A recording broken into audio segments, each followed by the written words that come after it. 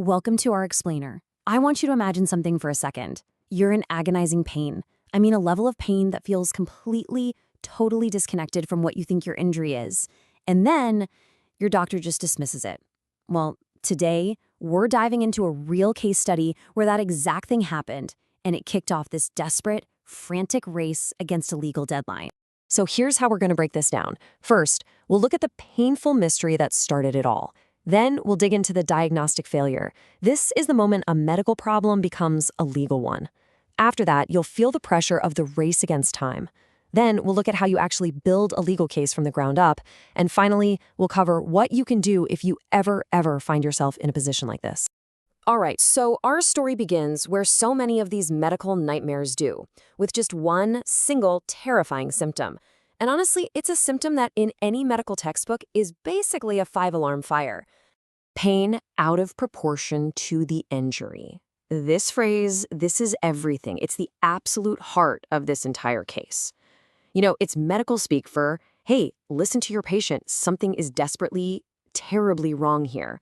It isn't just a symptom. It's a plea for help, a plea that demands an immediate and very serious investigation.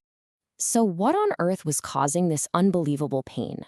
Well, the diagnosis is chilling, necrotizing fasciitis. You've probably heard of it by its more common and much scarier name, flesh-eating disease. The source material we have says it spreads with terrifying speed. This is not a let's wait and see kind of thing. No, this is a get this person to an operating room right now situation, because literally every single second that goes by means more tissue is being destroyed.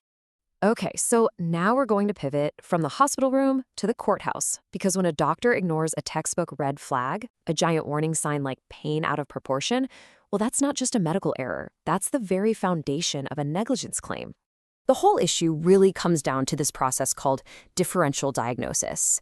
Think of it like a doctor's detective work, right? They're supposed to line up all the suspects, every possible cause for your symptoms, from the most common colds to the most deadly infection. And then their job is to rule out the dangerous ones first. In this case, it really seems like the worst suspect of all was just never even put in the line. And this right here, this just lays it all out, doesn't it? You can see the two completely different paths this case could have gone down. On one side, you have a dismissal, a non-urgent issue. On the other, the correct diagnosis. The real tragedy here is that the time between these two moments wasn't just a simple delay. It was a window of time where this horrific, life-altering infection was allowed to just rage through the patient's body, completely unchecked. So that diagnostic delay, it didn't just create a medical emergency. It also created a legal one. It triggered this frantic race against a ticking clock that is very specific to the laws in New Mexico. Take a look at this timeline. The clock here is absolutely unforgiving. See, in New Mexico, you get 3 years to file a malpractice claim. But look closely.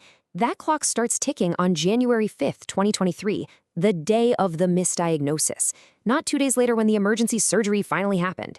And that is a critical distinction that puts all the pressure back on the patient. So as of right now, as we're looking at this source material, there are just 13 days left. 13 days before the window to seek any kind of justice for this life-altering mistake slams shut for good. This isn't just urgent. It is a countdown to zero. And to make things even more difficult, you can't just, go and file a lawsuit. New Mexico has this mandatory pit stop. It's called the Medical Review Commission. It's basically a panel that's designed to screen out claims before they ever get to court. Now, the idea is to cut down on frivolous lawsuits, but in a case like this one, it's just another time-consuming hurdle in an already desperate sprint to that finish line. So with that deadline just staring you in the face, what's the very first formal step? Well, it's a carefully put together legal inquiry. It's designed to get the immediate attention of a law firm that specializes in exactly this kind of thing. Looking at the examples in our source material, a really powerful first message to a law firm has 4 key parts. First, you outline the case, a clear, simple timeline. Second, you detail the failure, and you have to use those key phrases like pain out of proportion. Third, you basically scream urgency by pointing right to that hard deadline. And finally, you make a very clear request for them to review the case. This isn't the time for a long emotional story. It's a concise, factual SOS that shows them you're organized and you mean business. So what can we all take away from this absolutely harrowing case? Let's boil this all down into some actionable advice and resources, really focusing on what you need to know if you're ever in a similar fight in New Mexico. The sources all point to a really critical lesson. In a fight like this, you need a specialist. I mean, you wouldn't go to your family doctor for brain surgery, right? It's the same idea. You don't go to a general lawyer for medical malpractice. The firms listed here, they all have specific relevant experience. One of them actually has a doctor on staff who can read the medical charts. Another one has a track record of winning multi-million-dollar settlements in cases just like this. That's the level of expertise you've got to have on your side. It's also so important to understand the money side of these cases in New Mexico. There is a cap around $750,000 on what's called non-economic damages. So that's the compensation for the human cost, right? The pain, the suffering, the fact that you can't live your life the way you used to. But, and this is so critical, there is no cap on economic damages.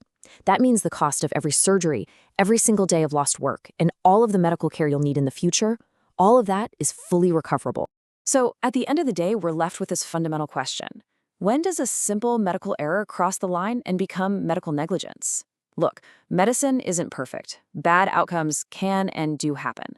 But what a case like this shows us is that the line is crossed when a doctor deviates from the basic, accepted standard of care, when they ignore a giant flashing red light like pain out of proportion, and that deviation directly leads to a lifetime of preventable harm. That's not just a bad outcome. That's a breach of trust.